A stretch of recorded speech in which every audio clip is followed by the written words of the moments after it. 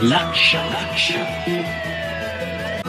लक्ष लक्ष नाशिककरांनो, तुमच्या घरातील इलेक्ट्रॉनिक वस्तूंसाठी एकच विश्वासाचं ठिकाण वाझट इलेक्ट्रॉनिक्स। फॅन असो, LED lights, TV, home theatre, water heater किंवा कार स्पीकर, सर्व काही मिळवा योग्य दरात आणि विश्वासार्ह सेवेसह। पत्ता रामालय हॉस्पिटलच्या बाजूला, भगवती मिसळच्या मागे, पंचवटी कारंजा जवळ, नाशिक। संपर्क 96 89 78 68 17। वाझट इलेक्ट्रॉनिक्स, गुणवत्ता आणि विश्वासाचं प्रतीक। नव्या पिढीचं आशास्थान आणि विश्वविजेत्या भारतासाठी आपल्या महाराष्ट्राचं योगदान देण्यासाठी सिद्ध झालेले सन्माननीय देवेंद्रजी फडणवीस यांचं आज या ठिकाणी आगमन होतंय। लोकसभेच्या निवडणुकानंतर महाराष्ट्राच्या निवडणुका झाल्या आणि त्यानंतर गेल्या आठवड्यामध्ये आपण बिहारच्या निवडणुकीचा निकाल सगळ्यांनी अनुभवला आणि जनता कोणत्या दिशेने या भारताचा विचार करते हे आपल्या सगळ्यांना चांगलं समजलं। आणि त्यानंतर लगोलग आता महाराष्ट्रातील ज्या आपल्या स्थानिक स्वराज्य संस्थांच्या निवडणुका होऊ घातलेल्या आहेत, त्या निवडणुकांचा प्रचार यंत्रणेचा शुभारंभ, या प्रचाराचं रणशिंग फुंकण्यासाठी आज आपल्या त्र्यंबक नगरीमध्ये माननीय मुख्यमंत्र्यांचं या ठिकाणी आगमन होतंय। त्या आगमन प्रसंगी त्यांचं स्वागत करण्यासाठी या ठिकाणी व्यासपीठावरती आपले सगळे आशीर्वाद देण्यासाठी जे संत जन आलेले आहेत, जे महात्मे आले आहेत, त्या सगळ्यांना साष्टांग सगळ्यांना नमस्कार करतो। त्याचप्रमाणे या सभेला एकूणच सगळ्या नियोजनामध्ये मार्गदर्शन करण्यासाठी या ठिकाणी असलेले आपले बाळासाहेब सानप, आपले माजी मंत्री नाना घोलप, बबनराव घोलप, आमच्या केंद्रीय नेत्या आणि मंत्री, आपलं देशभरामध्ये बिरसा मुंडाच्या जयंतीच्या निमित्तानं कार्यक्रम करून एक आपल्या कामाची वेगळी ओळख देशभरात निर्माण करणाऱ्या आपल्या नेत्या डॉक्टर भारतीताई पवार, नाशिकचे माजी महापौर सतीश नाना कुलकर्णी, सुधाकरजी बडगुजर, उपस्थित सर्व या त्र्यंबक नगरीचे माजी सगळे अध्यक्ष व्यासपीठावर उपस्थित आहेत। आणि सगळ्यात महत्त्वाचं ज्या निवडणूक प्रबंधामध्ये आता आपल्या शेजारचा इगतपुरी नगर परिषदेचे आपले जे सगळे उमेदवार आहेत, नगराध्यक्ष पदाच्या या ठिकाणी उमेदवार आहे मधुमालती रमेश मेंदर, आहेत का ताई? मेंद्रे समोर जरा, मधुमालती ताई मेंद्रे। आता या ठिकाणचे आपले त्र्यंबक नगरीचे जे नगराध्यक्ष पदाचे उमेदवार आहेत कैलासजी गोले, ते तिकडे हेलिपॅडवरती त्यांचं स्वागत करायला मुख्यमंत्र्यांचे गेलेले आहेत। सगळ्यात सगळे इगतपुरीचे जे सगळे उमेदवार आहेत, जरा एक मिनिट उभं राहून जरा इगतपुरीचे उमेदवार, इगतपुरी नगर परिषद,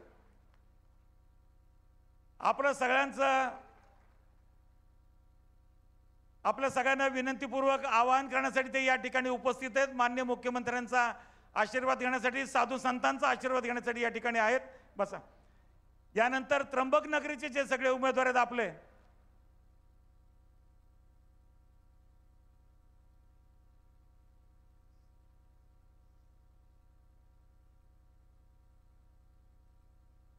त्यामुळे धन्यवाद। बसा।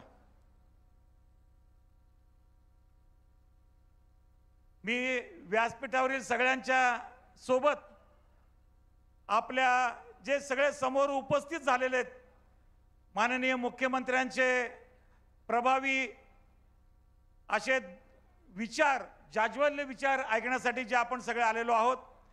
निवडणुकीचं वातावरण हे एक निमित्त असतं, परंतु आपण सगळे प्रमुख कार्यकर्ते असतो हे साधारणतः प्रत्येक गोष्टीला तयार असतो। त्यामुळं आता ज्या पद्धतीनं महाराष्ट्राचा विकास त्या ठिकाणी होतोय आणि महाराष्ट्राच्या विकासाबरोबर आपला नाशिक जिल्हा ज्या पद्धतीनं आगेकूच करतोय, सगळ्यात महत्त्वाचा म्हणजे पुढच्या वर्षी येणारा कुंभमेळा, हा कुंभमेळा जागतिक स्तरावरचा एक धार्मिक, आध्यात्मिक, पौराणिक आणि एक समाजाच्या मध्ये सृजनशील असा एक उत्सव महोत्सव असतो। आणि त्या कुंभमेळ्याच्या निमित्तानं दर 12 वर्षानंतर जे आपल्या या ठिकाणी साधू महात्मे संत सगळे आपल्याला आशीर्वाद देण्यासाठी येण्या सगळ्या विचार परिवर्तन प्रक्रियेमध्ये आपल्याला मार्गदर्शन करण्यासाठी येत असतात, तो एक आपला आनंदी सोहळा असतो।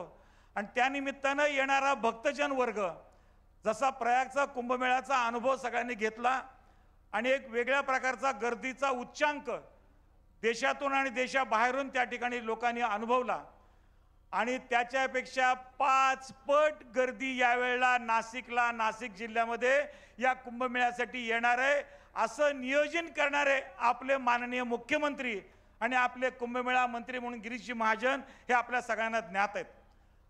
हा मुद्दा काढण्याचं कारण असं आहे की ज्या पार्श्वभूमीवरती हे सगळ्या निवडणुकीला आपण सामोरं जात आहोत, या निवडणुकीच्या निमित्तानं विकासाचा महामंत्र आपण सगळेजण घेत आहोत, देत आहोत, परंतु त्याचबरोबर शाश्वत अशा प्रकारचा काही विकास आपल्याला अभिप्रेत असतो आणि तो कुंभमेळ्याच्या निमित्तानं होण्यासाठी एक चांगली आपल्याला संधी असते। आणि त्यामुळं नाशिक जिल्ह्याच्या चारही बाजूनं जे सगळे आगमनासाठी असलेले सगळे रस्ते आहेत, मग ते नॅशनल हायवे असतील, राज्य रस्ते असतील, लोहमार्ग असतील किंवा विमानमार्ग असतील, विमानतळ असतील, रेल्वे असेल किंवा रस्त्यावरची सगळी वाहतूक असेल, या सगळ्या बाजूनं ज्या ज्या अडचणी भक्तगणांना, साधू संतांना येणार नाहीत याची खबरदारी घेण्यासाठी म्हणून जी उपाययोजना असते, त्या उपाययोजनाकरता पुढचं 1-1.5 वर्ष हे सगळं प्रशासन आणि त्यांना सहकार्य करणारे आपले लोकप्रतिनिधी हे त्या ठिकाणी सक्षमपणे कार्यरत आहेत। अशा वेळेला ज्या वेळेला निवडणुका होतात त्यावेळेला आमच्याकडे येणारी पुढची आव्हानं कुठली आहेत, तर त्याच्यामधले हे सगळ्यात महत्त्वाचं आव्हान आहे हे आपल्याला सगळ्यांना माहिती आहे। आणि त्या आव्हानाला ज्या विकासाचं आपण आवाहन करीत आहोत त्याला प्रतिसाद देण्यासाठी म्हणून ज्या काही यंत्रणा उभ्या करायच्या असतात, त्याकरता या निवडणुकीच्या माध्यमातून आपण संवाद साधत आहोत। अनेक विषय बोलता येतील, राज्यस्तरावरच्या ज्या ज्या योजना असतील, ज्या महिलांसाठी असतील, युवकांसाठी असतील, सिनियर सिटीजन वृद्ध नागरिकांसाठी असतील, वयस्कर नागरिकांसाठी असतील, शिक्षणासाठी असतील, आरोग्याच्या असतील, शेतकऱ्यांसाठीच्या असतील, आदिवासी बांधवांसाठी असतील, मागासवर्गीय बांधवांसाठी असतील, ह्या सगळ्या योजनांचा जो परिपाक आहे हा सगळा समाजामध्ये त्याचं नीट परिवर्तन किंवा ज्याचं त्याचा जे काही एक परिणाम दिसत असतो हा आपल्याला सगळ्यांना दिसतोय। आणि त्यामुळं मोठ्या प्रमाणात जे मी सुरुवातीला लोकसभेबद्दल बोललो, विधानसभेबद्दल बोललो किंवा आता बिहारच्या निकालाबद्दल बोललो, ही जी जनता मोठ्या प्रमाणात आज आपल्याला भाजप आणि मित्र पक्षांना स्वीकारते त्याचं कारण ते आहे। आणि त्या अनुषंगानं आजच्या सभेकडे आपण पाहत आहोत। आजची सभा ह्या त्या पार्श्वभूमीवरती होते आणि त्यामुळं त्यांच्याकडनं सखोल असं आपल्याला मार्गदर्शन होणार आहे। या ठिकाणी अनेक साधू संत या ठिकाणी येतात, वेगवेगळ्या सूचना देतात, वेगवेगळा आशीर्वाद त्या ठिकाणी आपल्याला मिळत असतो। आणि ज्या पद्धतीनं गेल्या 10-11 वर्षामध्ये नरेंद्रभाई मोदींनी या विषयाला हात घातलेला, स्पर्श केलेला आहे, की या देशातली जी जी धार्मिक स्थळं होती आणि जिकडं दुर्लक्ष होत होतं त्या ठिकाणचा, मग केदारनाथाचं मंदिरामधले शंकराचार्यांचं त्या ठिकाणची समाधीचा जीर्णोद्धार असेल, काशी विश्वेश्वराचा तिथला कॉरिडॉर असेल, उज्जैन असेल किंवा इतर आपलं अयोध्येतलं राम मंदिराचा विषय असेल, ही सगळी तीर्थस्थळं ही सामाजिक परिवर्तनासाठी आपल्याला वर्षानुवर्ष मार्गदर्शन देत आहेत। आणि आगामी काळामध्ये ज्यावेळेला भारत ज्यावेळेला स्वातंत्र्याच्या शताब्दीला त्या ठिकाणी विश्वगुरू होण्यासाठी सिद्ध असेल, तर त्यावेळेला विश्वगुरू फक्त एका प्रांतात होऊन आम्हाला चालणार नाही, तर सगळ्या प्रांतामध्ये, सगळ्या विषयामध्ये आपल्याला त्या ठिकाणी विश्वगुरुत्वाचा स्पर्श, संकेत हा त्या ठिकाणी द्यावा लागणार आहे। आणि त्यावेळेला भारतातला जनमानस, आज आपल्या भारतातली जी लोकसंख्या आहे ती 140 कोटी आहे, ज्या वेळेला 2047ला आपण शताब्दीमध्ये प्रवेश करू त्यावेळेला आपल्या देशाची लोकसंख्या 165 कोटीपर्यंत जाऊ शकते आणि त्यावेळेला या 165 कोटी जनतेच्या प्रत्येक घरामध्ये विश्वबंधुत्वाचा संदेश आम्हाला जर जायचा असेल, जर आम्हाला विश्वगुरू व्हायचं असेल तर केवळ शासकीय स्तरावरती किंवा फक्त राजकीय स्तरावरती त्याचा उल्लेख न होता प्रत्येक कुटुंबामध्ये शताब्दीचा उल्लेख आणि प्रत्येक कुटुंबामध्ये विश्वगुरू झाल्याचा अभिमान आणि गौरव हा जर आम्हाला त्या ठिकाणी द्यायचा असेल तर येणारे 25 वर्ष आम्हाला जे परिश्रम करावे लागतील तर ते सगळ्या स्तरावरती करावे लागणार आहेत। ते आम्हाला राजकीय स्तरावरती करावे लागतील, सामाजिक स्तरावरती करावे लागतील, प्रशासकीय स्तरावर करावे लागतील आणि या सगळ्यांना हातात गुंफून आपल्याला या विकासाच्या दिशेनं आगेकूच व्हावं लागणार आहे। त्यावेळेला आपण विश्वगुरू भारत म्हणून गौरवानं आपण त्या ठिकाणी येऊ शकतो आणि त्या ठिकाणी एक चांगली संस्थापना होऊ शकते आणि त्या अनुषंगाने म्हणून या आताच्या निवडणुकीच्या काळामध्ये आपण एकमेकांशी संवाद करीत आहोत। निवडणुकीचा अजेंडा हा विकासाचा अजेंडा असतोच, पण विकास केल्यानंतर जे मानसिक समाधान आम्हाला मिळायला पाहिजे सर्व क्षेत्रामध्ये, त्याकरता आपण ज्या विचार परिवारातून जात असतो मित्रांनो, जो संघ परिवर्तनातून जात आहोत, संघाची शताब्दी यावर्षी होते आणि संघाच्या शताब्दीच्या निमित्तानं श्रद्धेय सरसंघचालकांनी मोहनजी भागवतांनी जो आम्हाला पंचपरिवर्तनाचा संदेश दिला आहे त्या पंचपरिवर्तनाच्या संदेशमध्ये आम्हाला सामाजिक समरसता हा एक विषय दिलेला आहे। त्यामुळे सामाजिक स्तरावरती समरसता करण्यासाठी आम्हाला प्रयत्नशील राहावं लागणार आहे। स्वचा बोध आपल्याला घ्यावा लागणार आहे, स्वदेशी स्वचा मंत्र हा त्यातून आपल्याला अधिक जवळ लागणार। जी आपली जी पुरातन जी विरासत आहे, जी संस्कृती आहे त्याचा आपल्याला पुन्हा एकदा पुनरुच्चार करावा लागेल। पाश्चात्य संस्कृतीच्या मुळे जे चंगळवादाकडे भोगवादाकडे जो समाज मोठ्या प्रमाणात आकर्षित होतोय त्याच्यापासून बाजूला करून आपण आपल्या स्वदेशी संस्कृतीचा, स्वदेशी सगळ्या वातावरणाचा हा आपल्याला त्या ठिकाणी अभ्यास करावा लागणार आहे। सामाजिक समरसता आणि त्याच्यामध्ये जसं आपण स्वचा बोध घेतो त्याचप्रमाणे कौटुंबिक स्वास्थ्य हे त्या ठिकाणी जास्त येणार। कुटुंबाचं जे आमच्याकडे एकत्र कुटुंब पद्धतीचा जो आमचा इतिहास आहे, ज्या आम्हाला आजोबा वडील जे नातेमंडळी होती त्यांच्याबद्दलचा जो नितांत आदर होता, त्यामध्ये हाही विषय आपल्याला कुटुंब प्रबोधनाचा त्याच्यामध्ये त्यांनी दिलेला आहे।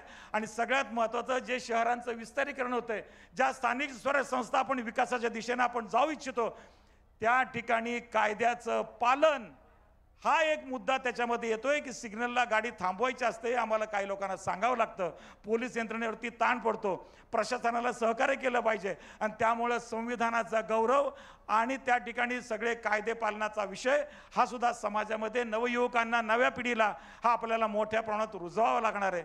आणि अशा पद्धतीने या पंचपरिवर्तनाच्या माध्यमात जसा चारही मुद्द्यानंतर जसा पर्यावरणाचा विषय आहे, ज्या पर्यावरणाचा तोच सगळीकडे जो ढासळतोय तो सांभाळण्याकरता म्हणून जसं वृक्ष प्राधिकरणाचा विषय असेल किंवा आणखीन कुठले पर्यावरणाचे असतील, प्लास्टिक टाळा विषय असेल, पाणी वाचवा विषय असेल, मृदू संधारणाचे किंवा पाणी संवर्धनाचे विषय असतील, त्या ह्या पंचपरिवर्तनाचा जो मंत्र आम्हाला श्रद्धेय संघचालकांनी दिला आहे त्यातून आपल्याला विकासाच्या दिशेने जावं लागणार आहे।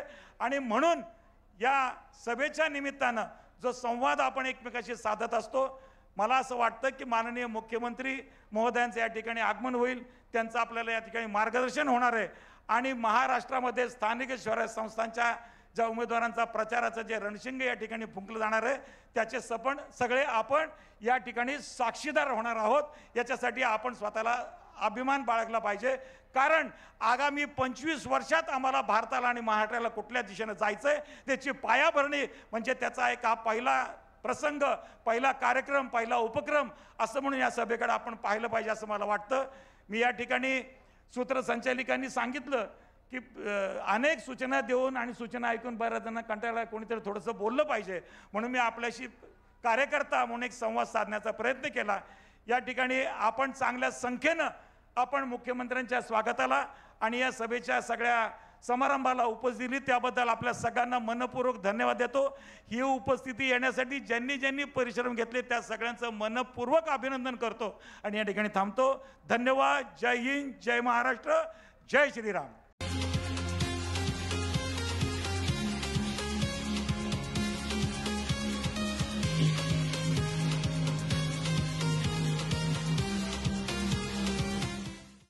नाशिककरांनो, तुमच्या कारचं रूप बदलायचंय, तर एकच ठिकाण. लक्षात ठेवा, Bhandari car decors. Car seat cover पासून ते अँड्रॉइड सिस्टीम पर्यंत, headlights, matting, ceramic coating, sun control films, audio video system, woofers, alloy wheels, सगळं काही एकाच छताखाली. बेस्ट टॉप अपग्रेडेशन साठी फक्त भंडारी कार डेकोर्स. ठिकाण वज्र कॅपिटल, शिंगाडा तलाव, नाशिक. संपर्क 98 22 47 56 78. भंडारी कार डेकोर्स, विश्वासाचं नाव, दर्जेदार कार ॲक्सेसरीजचं ठिकाण.